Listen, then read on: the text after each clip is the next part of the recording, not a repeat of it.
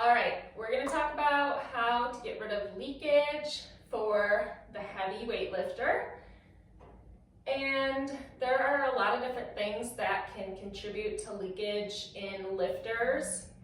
I would say if they're leaking towards the end of their lifts, like on rep 10, say, then usually they have more of a weakness issue.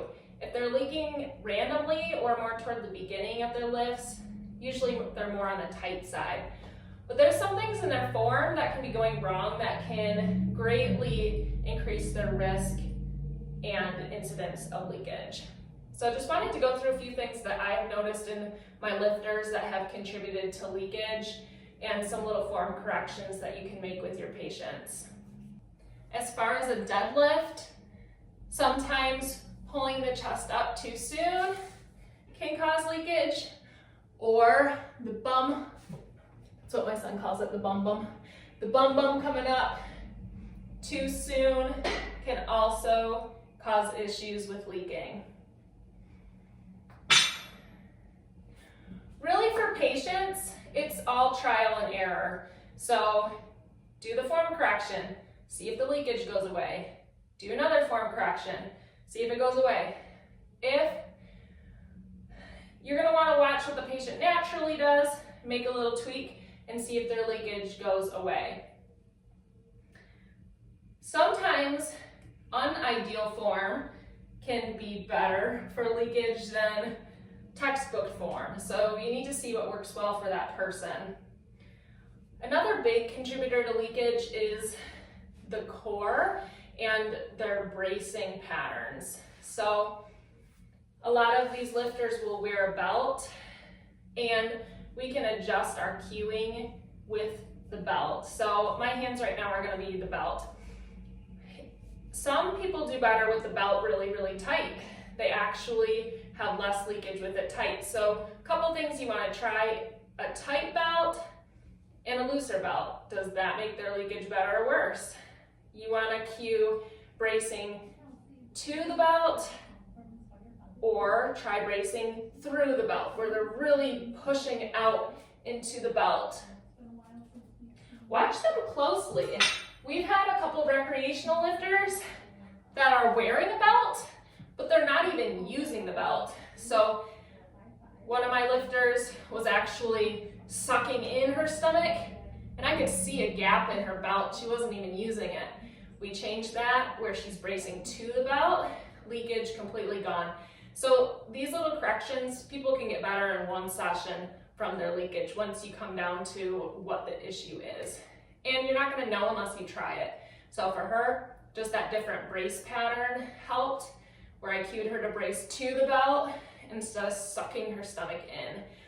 And then she also did better with the belt a little bit looser. You want to find out when your patient is leaking. Is it with only heavy weights? Is it more with an endurance lift?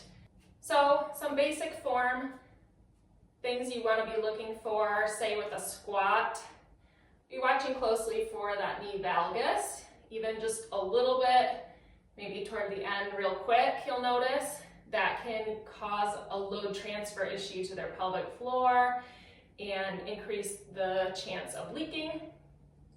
Another issue that we often see, and I'm in a weird spot because I have to be here for lighting, is the trunk collapsing. Do you see how I'm just overly hinging? That can be a big problem. Another issue is being too straight up and down.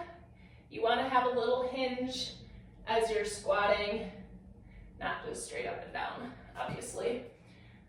So for these heavy lifters, just a little form imperfection can lead to leakage.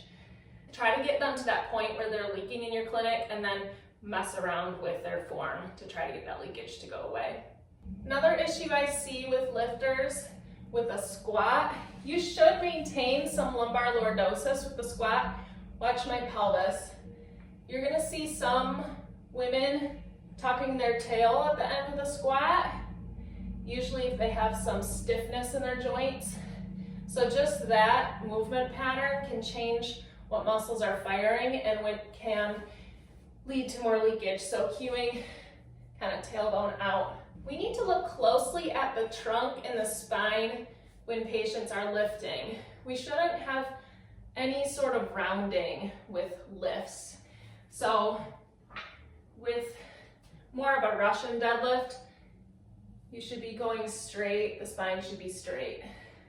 If you see even just a little bit of rounding, you're starting to lose the form. What can help with these lifts with leakage as well is cueing the position of the head. So their eyes should be following their movement, and look out for the head popping like that. Okay. Oh gosh.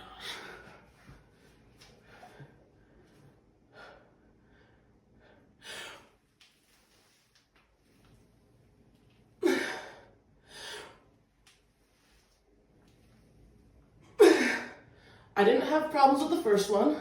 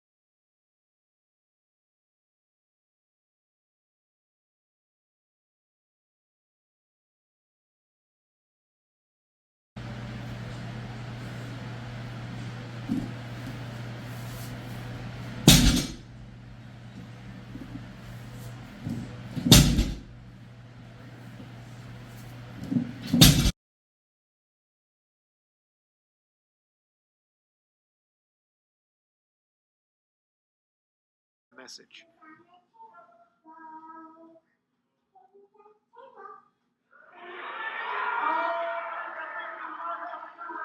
Strength is good.